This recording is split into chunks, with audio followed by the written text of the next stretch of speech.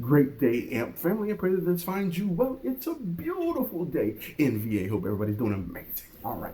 Welcome to another edition of AMP for the Kingdom. I'm your host, AP. You know me from the AMP channel, of course. And so we're going to make sure that we do this upright. I'm excited about the conversation that we're going to have today. Today's focus is winning millennials back to the kingdom, back to the church, so forth and so on. And so we're going to make sure that we do this right. We got a special treat for you once we get past the introduction. But before we do that, make sure you take a second and like the video. Make sure you take a second and subscribe so it helps us out. We're trying to get to 1,000 subscribers before the end of the year. So you can help us out. Send it to your friends. Let them know what we're doing right here. All right. Also, click on that notification bell so that you can know every time Amp for the Kingdom comes up. That playlist is getting larger and we're going to keep on building it in. We have some good stuff for you. So tune in for sure. All right. So, without further ado, but last, don't forget to watch it to the end because we also want to get that 4,000 watch hours and we need your help. All right, that's it for right now. So go check out the intro and I'll be right back.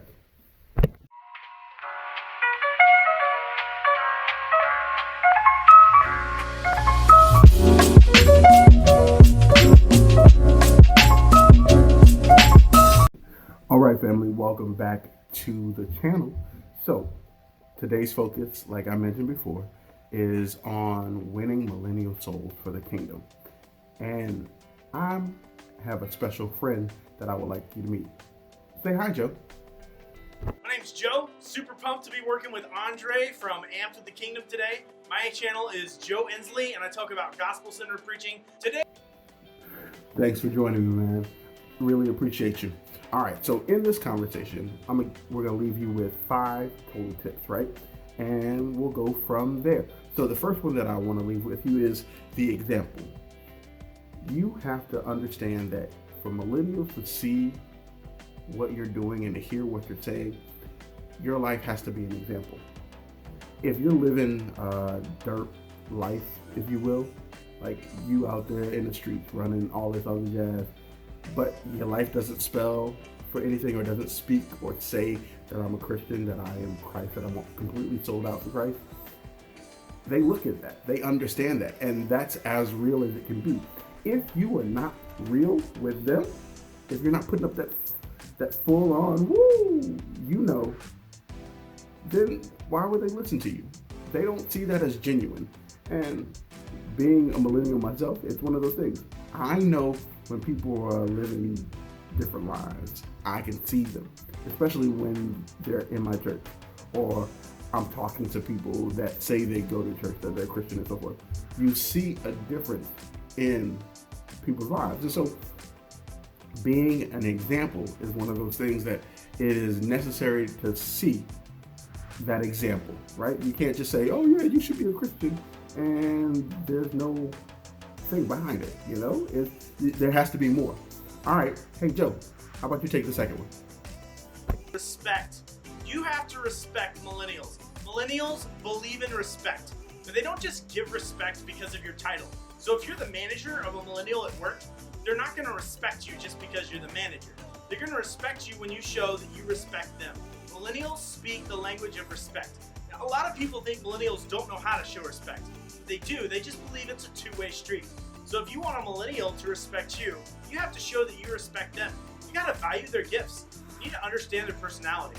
And if they set a boundary, live with that boundary. Show them that you respect who they are, and they'll start to respect you. Joe, you hit that right on the head. Respect is vital to everything. Like, if people don't respect you, they will never hear what you're saying. The Bible tells us that a brother offended is harder to win than a fortified city. And that's one of those things that if there is no respect, you're not winning nobody. You're not being able to share anything. They don't want to hear from you.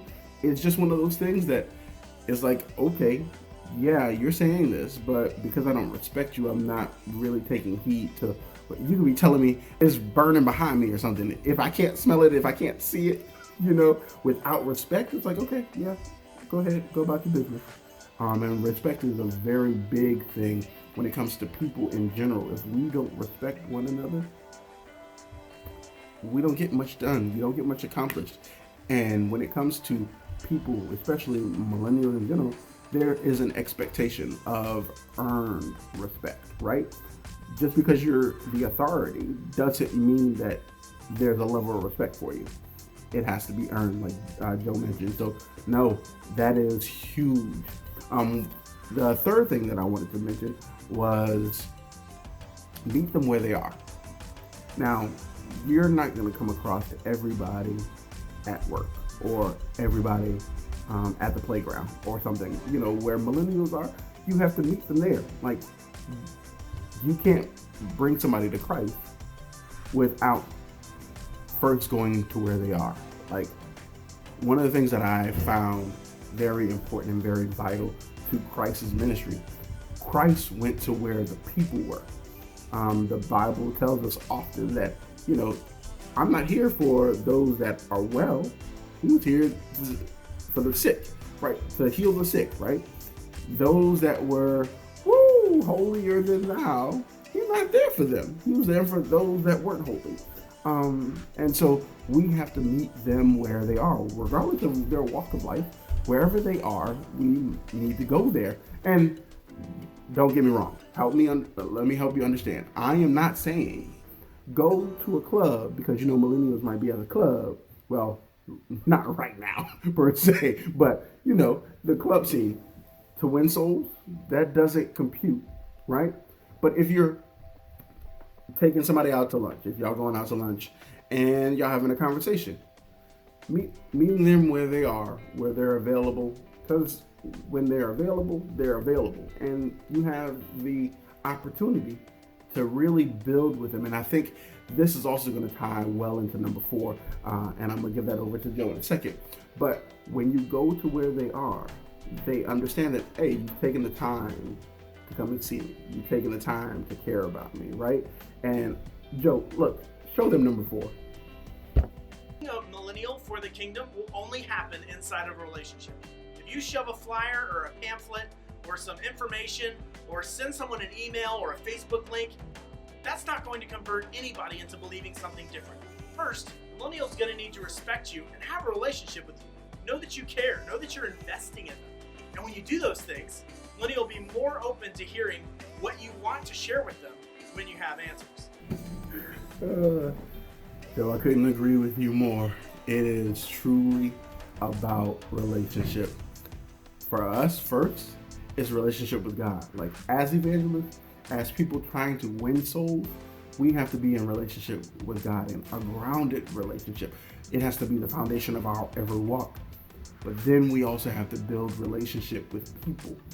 And millennials, because they have access to so much information, so much is available at their fingertips, at their phone, at their thumb, tip. You have to build relationship. Get them off of the phones, don't take the phones away from them, but get them off the phone. Build relationship, build rapport with them, build an understanding, like building respect. It takes time to meet them where they are. It takes all of this is part of relationship. Without relationship, it's really hard to connect with people, only because we are more trusting, we're more respectful of people that we have built relationships that we spend time with getting to know. Because look, everything isn't about work, everything isn't about business, everything isn't about what can I do for you or what can you do for me. It's about relationship. It's about meeting people's needs and seeing where they are in order to really not groom per se, but make them available. Because like Joe said, at times, people are going to find themselves in situations where they're vulnerable. Are you the one that they're going to call? Joe, I'm laughing because I know we're thinking alike. It's one of those things. And then the fifth thing that I wanted to bring to the table is your testimony. Now, you understand how important your testimony is. And if you don't remember, I've shared a few of them, but I also did a quick little video on testimony. I'm going to put a link up there so y'all can go check that one out as well, because your testimony is one of the most vital, relatable pieces that you as an evangelist have to share with a millennial. While they may not see everything the way you see it, because you have a testimony, it shows the proof of your walk, your faith walk, right? It shows the proof of God's love towards you and his people. And so when you share your testimony, usually you'll have the right testimony that lines up in line with what they're doing, especially if God has already pricked their heart. Usually when it comes to evangelizing, it's not just a random conversation. You are there for a reason and a purpose, and the testimony that you share can make all the difference in that conversation. So knowing that your testimony is important, knowing that you have a testimony, whether you see it as one or not, there are some things that you're going to, in the conversation, because you've built relationship, you're going to hear that, oh, you know what? I had a similar, and this is what happened for me, and this is how God assisted me through this. It will make a world of difference. So, Joe, did you have any last saying? Be a good human. Be a good human to the people around you. I've always said that everyone's going to have a crisis, and in their time of crisis, they know who they're going to call. I want you to think for just a minute. If your world fell apart, if your primary relationship split in two, if all of a sudden you were unhoused, you know the phone number you could call to get that problem solved. You know the person that would be there for you if you called them right now. In order to win a millennial for the kingdom, you have to be the person they would call in crisis, because there will be a crisis. They will have questions. There will be existential questions that bother them about existence, and they want answers. If they respect you, they know you value them, and you have a relationship with them, you'll have the opportunity to share with them about the kingdom of God. I knew we were on the same wavelength. You know, all of these things together, all 5 of these things together, really give you an opportunity to build genuine connections with people. That's what's really needed. All 5 of these tie into genuine connections. And when we have genuine connections with people, they are more inclined to have conversations with us. They're more susceptible to the heart of God, especially when you're being the example of God's love, regardless of what's going on. You're meeting them where they are in their current states. You're respecting them. You're listening to them, because it really takes time. You got to listen. You got to be okay with listening and not talking so much. And you not only listen to them, but listen to what God is telling you as a person, as an evangelist, to get his mission, his grander plan in their life started from where they are to where he intends it for them to be. All right, family, I hope that you all got something out of this. A huge, huge thank you to Joe Ensley. Appreciate you, my brother. Keep on doing what you're doing. Keep on rocking. And y'all, go check out his channel. I'm going to leave it in the description below, so y'all can go over there and tag it and see some of the things that he's already put out. Some great content. And if you have any questions, if you want to be in contact with us, make sure you drop something in the comments. Let us know that you're checking out this stuff, and make sure you're keeping up with us, because we're going higher. That's our intent. We're going higher, and we're going to keep sharing the gospel of Christ. So before you get done, make sure you take a second to like the video. Make sure you subscribe so you know when things are coming out. Hit that notification bell so you'll see it immediately.